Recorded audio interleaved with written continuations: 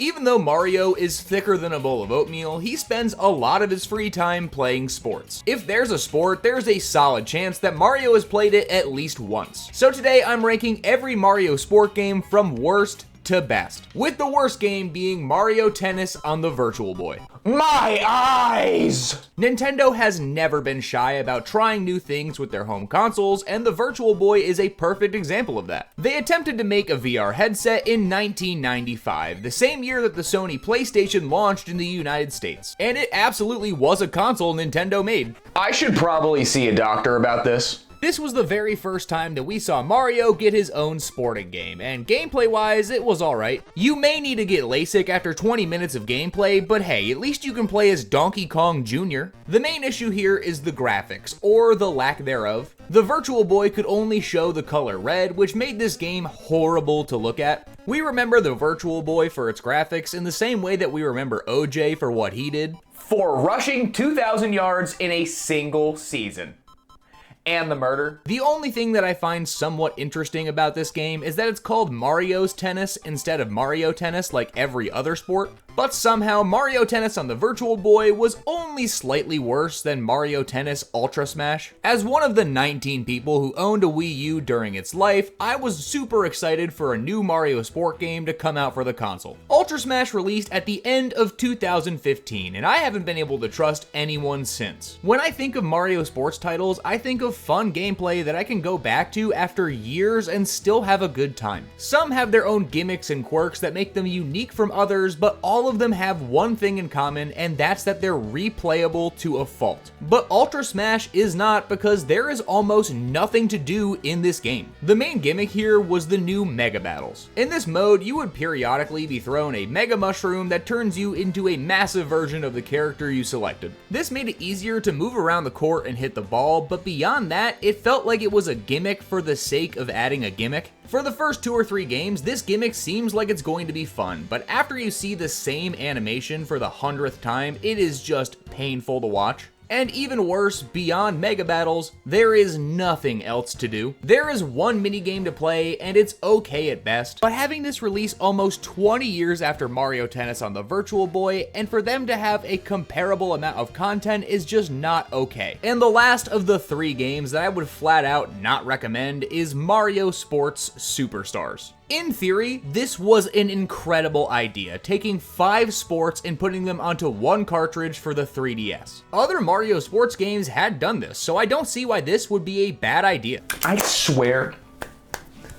What kind of scam are you pulling, Wahlberg? This released for the 3DS in 2017, being one of the last Mario games we got on the console. The 5 sports available here were soccer, baseball, tennis, golf, and horse racing. Don't get me wrong, I'm all for having more content, but I feel like they just added horse racing to say they had 5 sports included. Superstars manages to do a lot of things, but nothing particularly well. 4 out of the 5 sports that they picked for this game already had their own standalone titles, 2 of which being already on the 3DS. And it's always been a dream of mine to get all of my favorite Mario sports titles in one package. But that shouldn't have come at the cost of these versions being unplayable compared to the standalone versions. There are a ton of examples of Mario sports titles working well on a handheld console. But having 5 sports available in this one package led to all 5 games feeling like a shell of their former selves. I still want Nintendo to make a new Mario Sports Superstars, but this time I want them to make all of the games worth playing.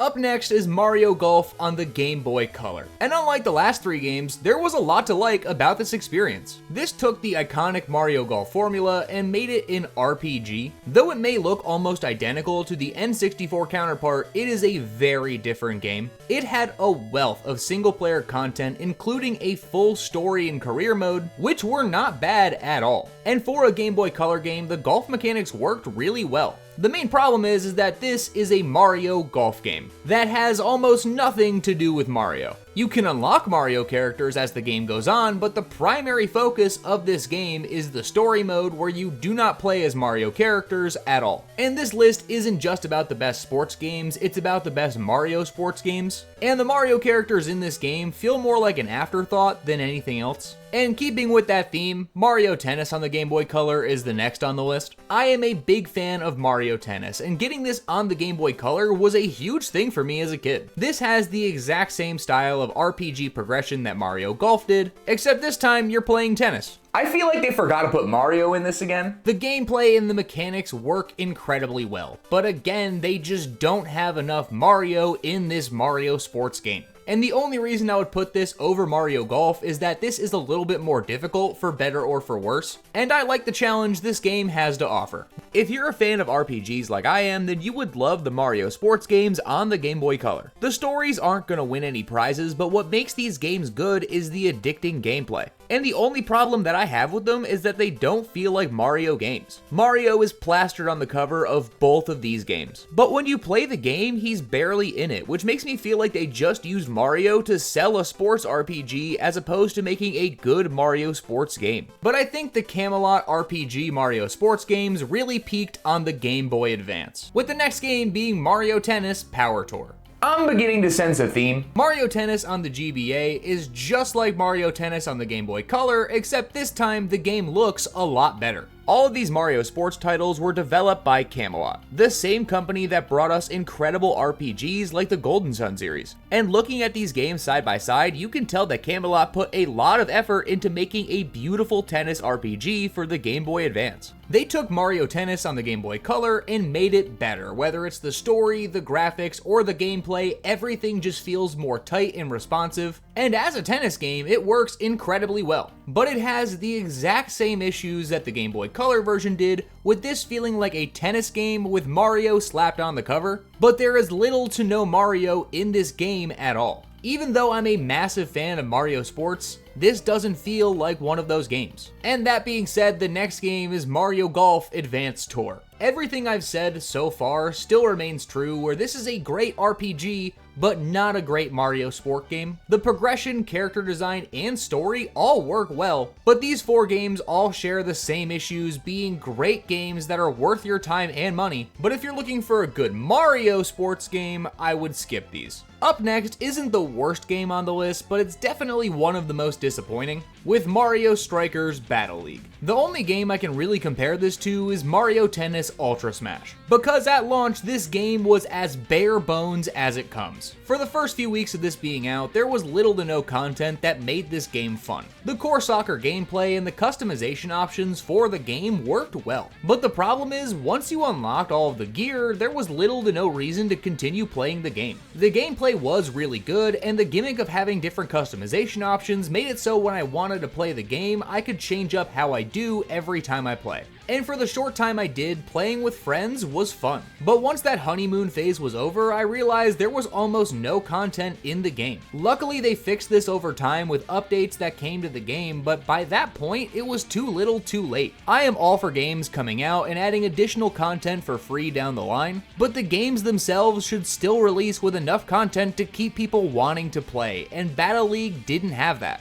And if they didn't add that free post-launch content, I would have this right next to Ultra Smash, but luckily they did something to make this playable. Up next is Mario and Sonic at the Rio 2016 Olympic Games. And for all of the Mario and Sonic games, I'm going to combine the handheld and home console versions together because they would place right next to each other regardless. By this point, the Mario and Sonic series had been overdone, and there wasn't enough about Rio 2016 to make it stand out from any of the other titles in the series. All of the Mario and Sonic titles are pretty similar. There's a wide variety of games to play, but they're all extremely simple. Compared to most of the other Mario sports titles, these fall more under the umbrella of Xer games. It's time for me to finally get in shape. That's awesome, dude. Are you hitting the gym?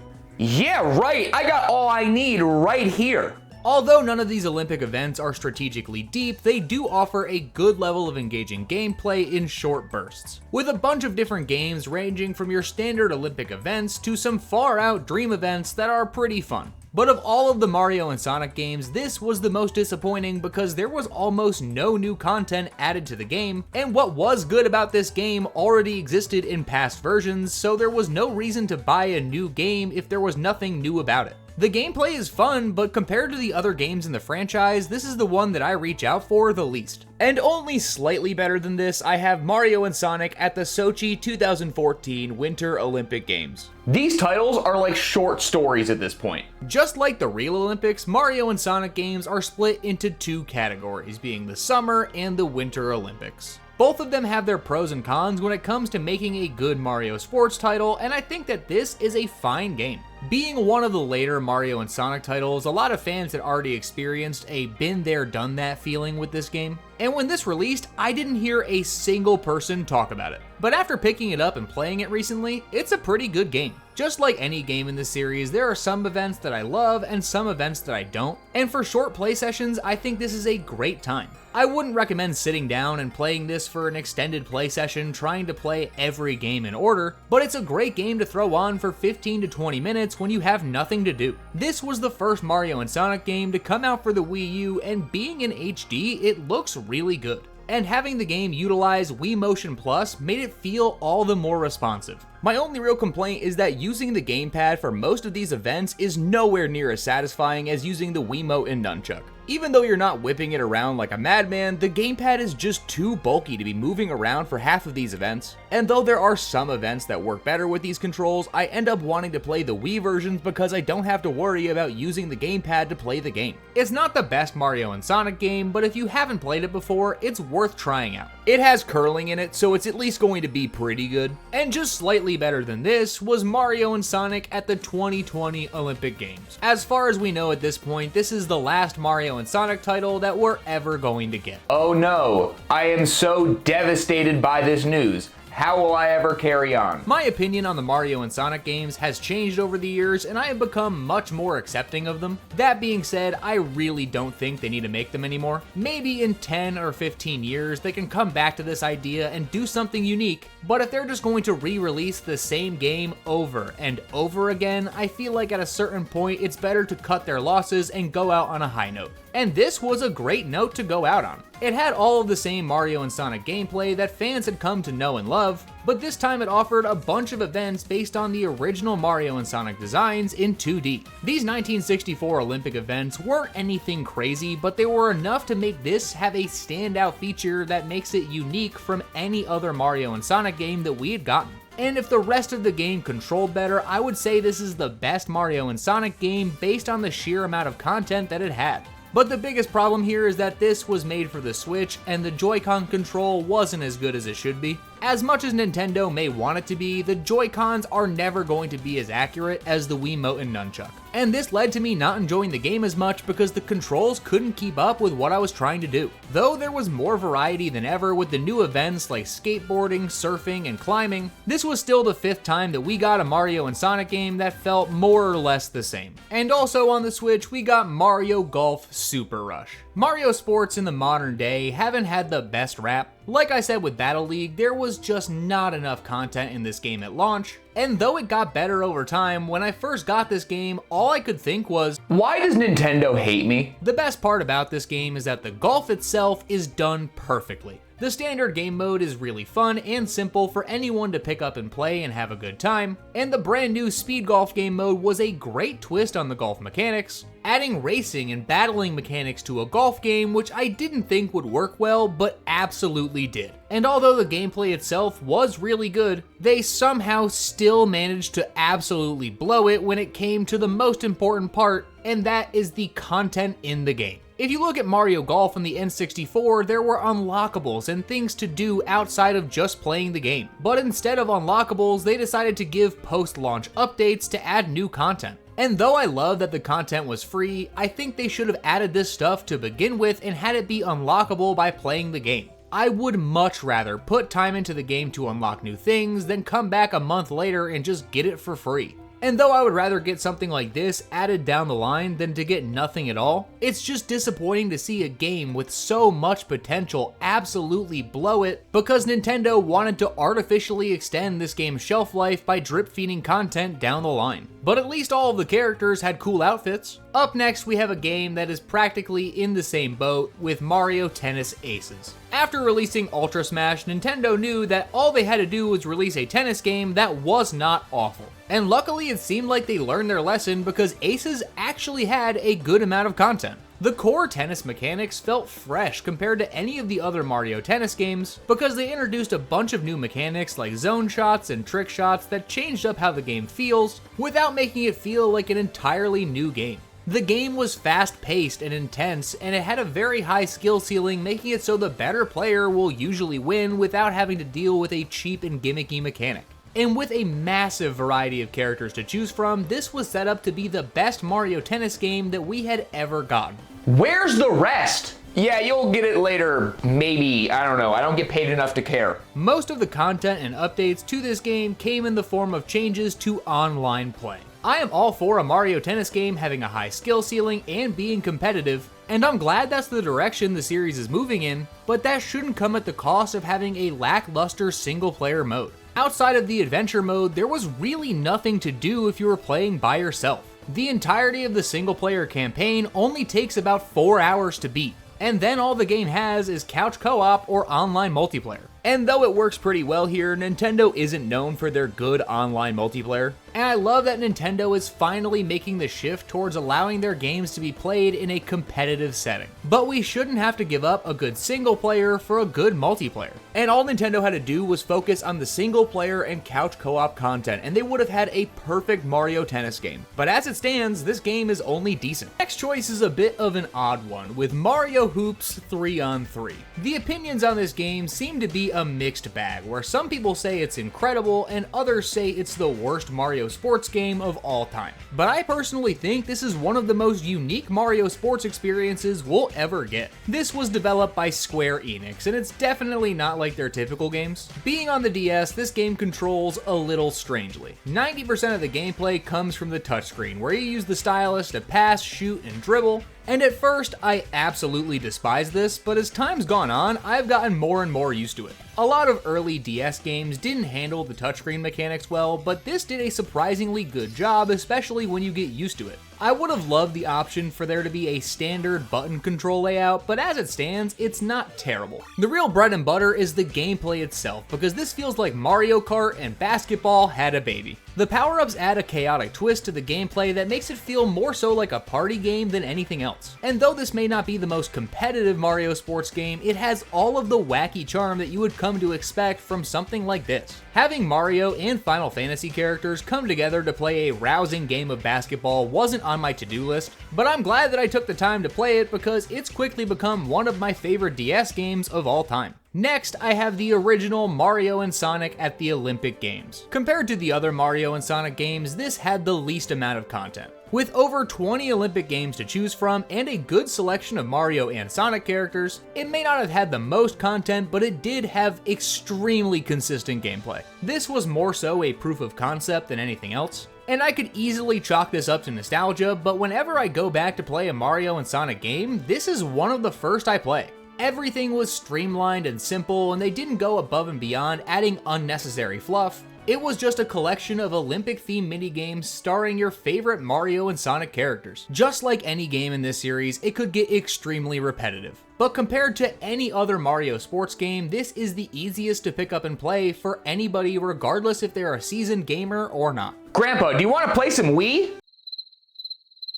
It's okay, take your time. Yet another Mario and Sonic at the Olympic Games came out in 2009 with Mario and Sonic at the Olympic Winter Games. Why are there so many? This game released about a year after the original, and I was fine with that at the time because I didn't expect what was to come. Like I said, the original was more of a proof of concept, and once they realized it worked, they poured a lot more resources into making the sequel. The new events like snowboarding and skiing felt entirely new and fresh, offering a completely new experience than the original did. There was also a notable upgrade as far as how good this game looked. Everything down to the smallest character animations felt more alive than ever, and considering this came out just a year after the original, I'm surprised they were able to get this out as fast as they were. The only thing that was missing from these is that there was a lack of single player content like a story mode that would have you going through different events, and I know the DS versions offered a better single player experience than what was available on the home console, but just like I wouldn't want to play Doom on my refrigerator, I don't want to play Mario and Sonic at the Olympics on a handheld console. I'm glad the option exists, but I would rather play this the way God intended. This was one of the most addicting party games that you could play with friends. It's still weird that Mario and Sonic's first game together was competing in Olympic Games, but I will never be upset because it's still a good time. Up next is Mario Tennis Open. The 3DS was a truly remarkable console, and though they ended their Mario Sports saga on a sour note, the other games that were available were really good, with Mario Tennis Open being one of my favorite Mario Tennis games of all time. This had the classic Mario Tennis gameplay that you know and love from games like Mario Tennis 64, except it was available on the go. Unfortunately, this game's biggest problem is that there was no story mode to keep people playing, but luckily they made up for that by having really good gameplay, especially for being on a handheld console. The 3DS was a surprisingly powerful console that allowed Nintendo to take a lot more creative risk with the games they were developing. And the main thing I was concerned about is that they were going to make an extremely gimmicky tennis game using the 3DS's hardware. But luckily this feels just like any other Mario Tennis game, and it has a surprisingly high skill ceiling for people who want to put the time in. The core gameplay is extremely solid, so if you've played any other Mario Tennis game, you won't have a hard time picking up and playing this version. But even though the game feels really good, there is no reason to play it. The only sense of progression in the game comes from unlocking clothing for your Mii characters. And at first, unlocking new pieces of clothing for your Miis feels rewarding. But once you're done collecting them, there is nothing else to do. There's a decent selection of mini-games and some pretty interesting courses, but outside of playing multiplayer with friends on occasion, once I unlocked everything, I had nothing pulling me back to play the game. That being said, this is still a home console quality Mario Tennis game that you can bring on the go. And as much as I would have loved more content to be in the game in the first place, or additional content to be added over time, I still put a disgusting amount of hours into this game, and I don't regret a single moment I did. And same goes for the next game, Mario Golf World Tour. I went in with little to no expectation of this being a good game. I was convinced that they were going to make a subpar Mario Golf game just to get one on the console. But to my surprise, this is incredible. Mario Golf games have always had incredibly deep gameplay, and World Tour is no different, having a bunch of small details that can turn you from a good player to a pro. I'm not usually the person who looks up guides about how to be better at a video game, but this is an exception. And I put so many hours in trying to perfect my shots to get better than my friends, even though none of them played this game. There were 10 courses in the base game, and 6 additional DLC courses were added down the line. And as much as I'm not a fan of paid DLC being added to Mario sports games, for $15 you got 6 full courses to play on, and I think that was a okay deal. Don't get me wrong, I think this should have been a free update to the game, not a paid DLC, but if they're going to make us pay for DLC, I at least want it to be this level of quality. But even if you don't buy the DLC, there is still plenty of content to make this worth playing. And just like Mario Tennis Open, this has a home console quality game that's available on the 3DS. But it suffers from the same issue, having a small amount of single player content. I get that the 3DS is supposed to be a console that you can pick up and play with friends wherever you are. But for a majority of games, that just isn't the case. Though it's easy for all your friends to grab their 3DSs and play together, if I'm going to play a Mario sports game with friends, I'm going to play on the home console because getting one copy of the game and one console is easier than getting 4 consoles and 4 copies of the game. They could have made this easier by offering download play, but that wasn't the case. So if you wanted to play this with friends, they all had to own the game on their own. And though it's fun, and I often find myself picking up and playing this for short sessions, it's stupid decisions like this that make it harder to enjoy. Up next is the last Mario and Sonic title, with Mario and Sonic at the London 2012 Olympic Games. If I have to reach for a Mario and Sonic game, this is the one I go for. I think if they had stopped here and then brought the game series back for the Switch, it would have been so much better. How can a company release the same game every single year, and people keep buying it. Mario and Sonic as a franchise peaked here for a bunch of reasons. The selection of Olympic events had so many brand new events that all felt fresh while retaining a bunch of fan favorite ones from the original game. And for the events that were already in the game, it wasn't just a simple copy-paste. There were subtle differences in how the game controls to make everything feel better. This was another visual upgrade compared to the last games, with everything looking so much more flush with color, and all of the character animations being some of the best in the series. They also added a bunch of new features like a party mode where you can unlock stickers that have different effects, and some brand new dream events that felt absolutely incredible. It's a Mario and Sonic game. By this point, you know how they work, and even though I'm glad the series is dead at this point, I still have a really good time coming back to this game because it is the best of the best. Now we have the other Square Enix game, Mario Sports Mix. Similar to Mario Sports Superstars, this is a collection of 4 different Mario sporting games. Except this time, it's 4 unique games with basketball, volleyball, dodgeball, and hockey. After the success of Mario Hoops 3-on-3, Nintendo realized that Square Enix may be a good partner to make sports games, and they absolutely knocked it out of the park with this one. In Mario Sports Superstars, there was a basis of comparison for all of the other sports, and when all of the games failed to meet that expectation, people immediately realized the game was bad. But considering most of these were brand new Mario sports, they were able to try new things without the comparison to standalone games. And of course, these aren't going to be as technically deep as some other titles on this list. All of these games on their own are fine, but when they come together, this is a great package. Just like in Mario Hoops 3-on-3, there are power-ups and special moves that you can do to absolutely dominate the competition. And being developed by Square Enix, there's even more Final Fantasy and Dragon Quest characters that you can unlock to make this game all the more engaging. It's wild to me that they made so many Mario and Sonic at the Olympic Games, but none of them were able to achieve the heights that Mario Sports Mix did. This is nowhere near a perfect game, and it's not competitive by any standpoint, but if you're looking for a fun game to play with friends and family, this is one of the best packages that money can buy. Up next is Mario Tennis on the N64. Somebody steal all of this man's socks. Hold up, at least let me explain myself. One of the most iconic characters of all time made his debut in this game, and that was Waluigi. It's crazy to think that such an iconic character in the Mario series made its debut in this title, only because Wario needed a partner for tennis. It's hard to imagine what the world would be like if Waluigi was never created.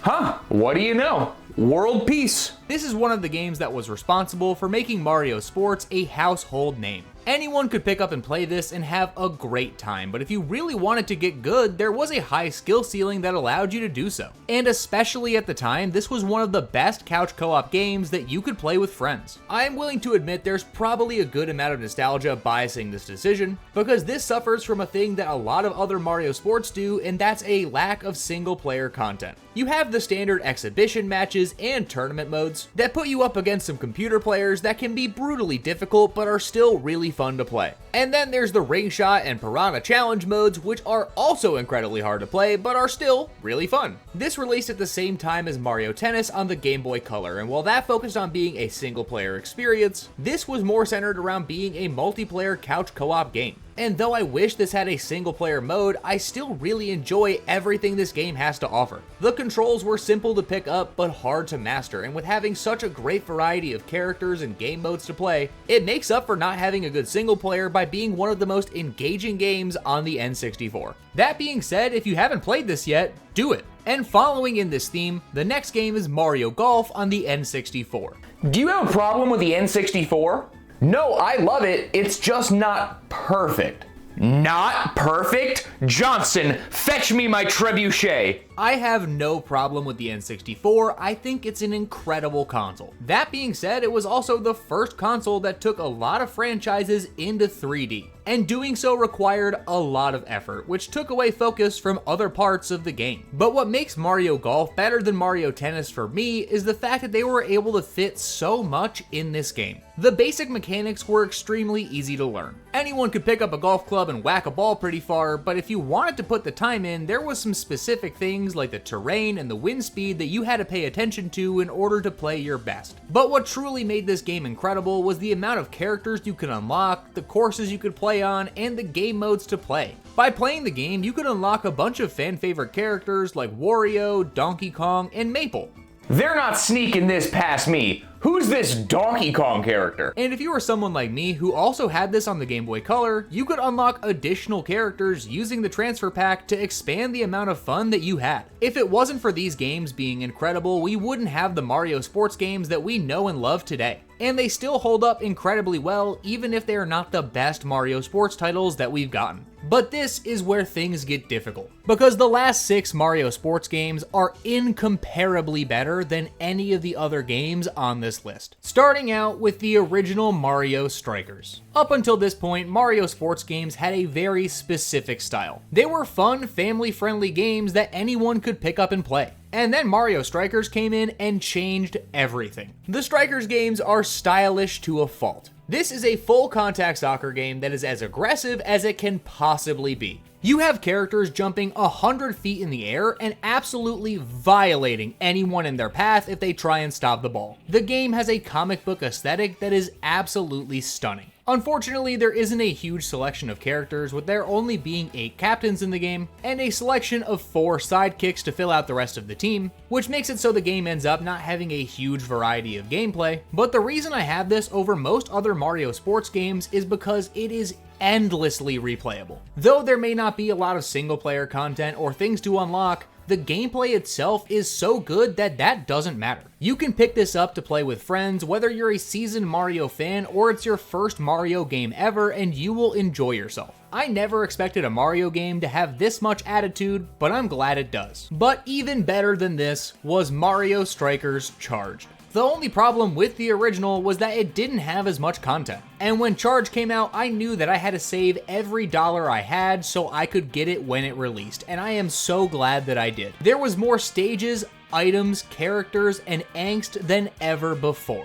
When this was announced, I was scared they were gonna fill it with a bunch of Wii fluff. But luckily they didn't do that, because this feels more like a natural evolution that is enhanced by motion controls. And they even listened to fans and added more single player content and unlockable characters to make this the perfect Mario Strikers package. I come back to this game extremely frequently, and if you're a fan of Mario Strikers or any soccer games, then I am certain that Mario Strikers Charged is a game you will love. Up next is another incredible game with Mario Golf Toadstool Tour. Outside of mini golf occasionally, I am not someone who personally goes out and enjoys to golf. But when it comes to Mario Golf, you know that I have my clubs ready. Toadstool Tour has the perfect balance between accessible gameplay for beginners and deep and rich gameplay for returning fans. This is not a game where you can memorize specific shot routes in order to hit a hole-in-one every single time. There are a load of variables that change up how you take a shot, whether it's the wind or the rain or anything in between. You have to be on your toes and think about what you're doing whenever you play.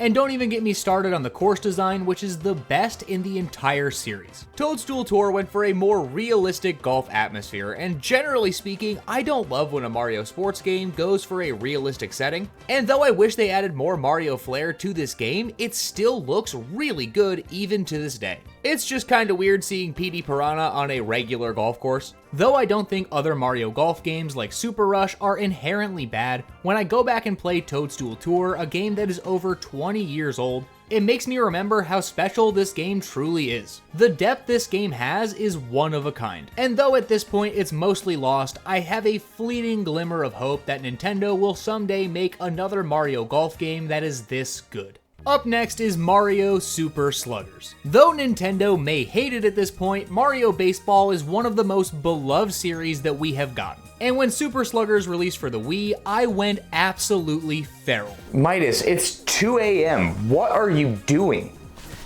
Baseball! To this day, this is the biggest Mario sports game we have and most likely will ever get. With over 70 playable characters, including a bunch of fan favorites, there is an insane amount of variety when it comes to setting up your team to beat your competition. At the time, the main competitor of this game was Wii Sports, a game that has become a cultural institution and is synonymous with being one of the most important baseball games ever made. But Super Sluggers managed to hold its own and still be one of the most fun games you can play on the Wii. There was a full adventure mode for single player that allowed you to unlock new characters and go through a decent story. It's a baseball game, it's not going to have the most groundbreaking story of all time, but it's better than a lot of these other games that didn't have one to begin with. My biggest fear is that this was just going to be Wii Sports with Mario characters slapped in it, but luckily the game is far deeper than that, with a chemistry system that allowed certain characters to get bonuses if they're playing with characters that they have a high chemistry with. And don't even get me started on the unique stadiums that feel like baseball but have so much Mario flair.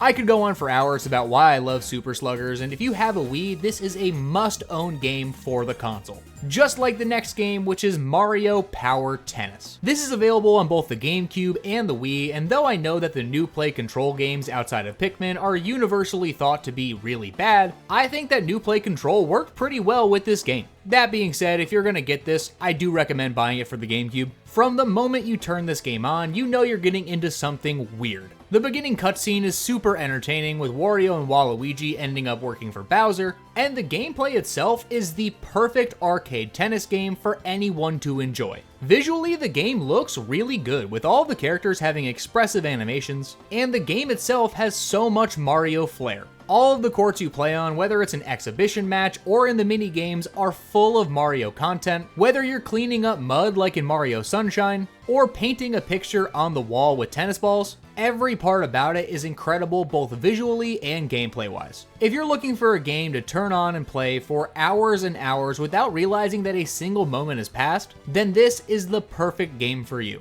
But it falls just shy of the best spot, which is Mario Superstar Baseball. I am by no means a professional baseball player when it comes to Mario or in real life, but I do know a great game when I see it. And Mario Superstar Baseball is an incredible time. The roster may not be as big as it was in Super Sluggers, but what this game has that Super Sluggers doesn't is one of the most competitive baseball games that I have played. You don't even like baseball games though. You don't know that. How on earth does he know that? What makes Superstar Baseball so good is that every choice matters. Everything from where you put the characters on the outfield to the order that they bat is going to matter in some capacity. And drafting the perfect lineup of characters to suit your playstyle is part of the fun. The chemistry system rewards you for picking characters that work well with one another. And though it technically doesn't matter what characters you pick, you're rewarded for picking characters who boost your team's overall chemistry. And having a choice like that in game means that every single character you pick can either help your team or hurt your opponents, adding a system of picking and counter picking to best throw off your opponent. Or you can be like me and not play this competitively and still have a great time. And it's not just the competitive aspect that makes this the best Mario sports game, it also has some of the best mini games that we have ever gotten in one of these titles. I am not an athlete, so I can't say that this is a realistic depiction of what a good baseball game is like. As someone who's played more than his fair share of Mario games, I can say with certainty that this is the best Mario sports title that we have gotten.